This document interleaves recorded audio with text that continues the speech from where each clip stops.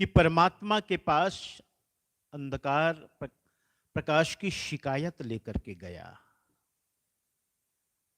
हे परमात्मन, आप तो सर्वशक्तिमान हो, आपकी नजर में सब बराबर है। सब जीव, सृष्टि के जितने भी क्रिएचर्स हैं, सब पर आपकी बराबर कृपा है। किसी के लिए आपके मन में द्वैत का भाव नहीं, अभेद भाव है, भेदभाव नहीं। फिर मेरे साथ ऐसा क्यों? अंधकार ने कहा।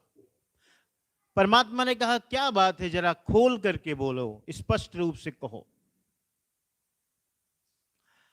अंधेरे ने कहा, देखो ना, प्रकाश मुझे कहीं टिकने नहीं देता, रहने नहीं देता। मैं जहां भी जाता हूं प्रकाश चला आता है, मुझे दूर भगाता है। परमात्मन, आप ही बताओ, क्या तुम्हारी सृष्टि में मुझे रहने का अधिकार नहीं है? क्या मैं यहां न रहूं? परमात्मा ने कहा, ऐसे कैसे संभव है? सबके लिए बराबर है, सबके लिए बराबर स्थान है, सबको रहने का हक है। लेकिन प्रकाश तुम्हारे साथ ऐसा क्यों करता है? अंधेरे ने कहा, मुझे भी नहीं पता, मैं नहीं कह सकता ऐसा क्यों करता है, लेकिन ऐसा होता है। जहां भी मैं जाता हूं वह चला आता है, मुझे दूर भगाता है, टिकने नहीं देता, रहने नहीं देता। मैं आपके पास फरियाद लेके आया हूं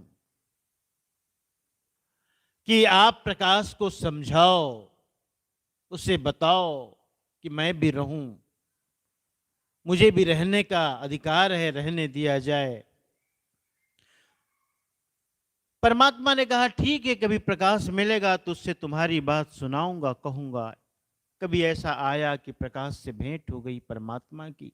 उन्होंने कहा कि भाई, अंधेरा तुम्हारी शिकायत लेके आया था।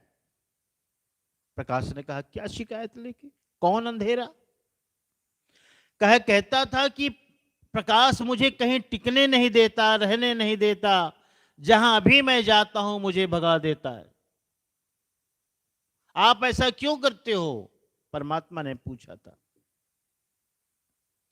प्रकाश ने कहा, पहली बात तो ये कि अंधेरे को मैंने आज तक देखा नहीं है, कभी मिला नहीं। जिसे कभी देखा नहीं, जिससे कभी मिला नहीं, बस उससे कैसी दुश्मनी भला, कैसी दुश्मनी। फिर भी आप कहते हो वो आया था शिकायत लेकर के, तो निर्णय तो तभी होगा ना जब दोनों साथ में हो। तो ऐसा करिए, एक दिन अंधेरे को भी बुलाइए और मुझे भी बुलाइए, फैसला हो जाएगा। कहते हैं परमात्मा ने कभी कहीं हार नहीं मानी, लेकिन आज यहां उसे हार माननी पड़ी, इसलिए कि जहां प्रकाश होगा वहां अंधेरा अब भी नहीं रह सकता। इसलिए सदा ही इस जगत में प्रकाश का ही अस्तित्व है, अंधेरे का नहीं। तो अंधेरा क्या है? प्रकाश का अभाव है, ना होना। अभी प्रकाश है, बत्तियां बंद कर दो, लाइट बंद कर दो, अंधेरा आ जाएगा। दिन का समय हो, खिड़की दरवाजे बंद कर दो, अंधेरा आ जाएगा। प्रकाश को रोको तो अंधेरा रहता है। ऐसे ही अपने जीवन में प्रकाश को आने दो, गुरु को आने दो, सदगुरु का अवतरण होने दो। सच्ची दिवाली तो तभी होगी जब हमारे भीतर का दिया जले। हमारे भीतर का दिया जलना चाहिए। हमने सारी ऊर्जा बाहर खो दी है, बाहर की दौड़ धूप में, आपाधापी में। इस जीवन ऊर्जा को जब तक अंतर्मुखी न बनाएंगे, भीतर का दिया नहीं जलेगा। और बाहर की खोज में हम लुहलुहान होंगे, थकेंगे, गिरेंगे, पड़ेंगे। उस मृग की भांति जिसके नाभि कमल में कस्तूरी है। कहते हैं ये व्यवस्था है प्रकृति की। जब मादा के जनन का समय होता है, प्रजनन का समय, तो मादा को आकर्षित करने के लिए मृग के नाभि में एक विशेष गंध उठती है। उस गंध के से ही आकर्षित होकर के मादा उसके पास आती। लेकिन उस गंध से न सिर्फ मादा आकर्षित होती है, बल्कि स्वयं नर भी मुग्ध हो जाता है उस गंध से। लेकिन नर के साथ दिक्कत क्या है, समस्या क्या है, उसे पता नहीं होता कि ये गंध स्वयं उसी से आ रही है। जहां भी जाता है वो गंध, लेकिन गंध का स्रोत मालूम नहीं। जहां भी जाता है, जिधर भागता है उधर गंध, जिधर जाता है उधर गंध।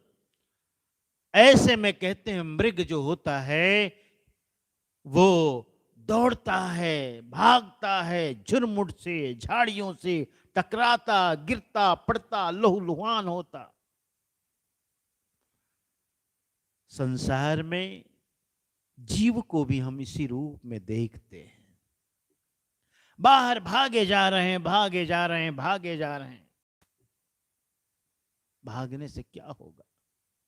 सिर्फ अंधकार है। कभी आपने विचार किया कि मनुष्य की जो चाह है वो धन की नहीं है? वस्तुतः देखने में आता है धन की चाह है। मनुष्य की चाह पद की नहीं है, प्रतिष्ठा की नहीं है। मनुष्य की चाह भोगों की भी नहीं है। चिंतन करें आप। एक बड़ा मकान हो जाए मेरी चाह ना। आप कहें कि बड़ी बड़ी गाड़ियां हो जाए ना। मैं ना इसलिए कहता हूं कि बड़ा मकान होने के बाद भी तो चाह, तब भी तो आपके अंदर संतोष नहीं आता। ऐसे ही है जैसे हम उस स्वाद को महसूस तो करते, अनुभव करते हैं, लेकिन चखते हैं ना, यहां भी नहीं, यहां भी नहीं, यहां भी नहीं। किसी ने सोचा है कि धन में शायद है, धन की धुन लग जाती है, कमाओ कमाओ कमाओ कमाओ। फिर धन भी हो जाता है, तब भी संतोष नहीं, तृप्ति नहीं, आनंद नहीं।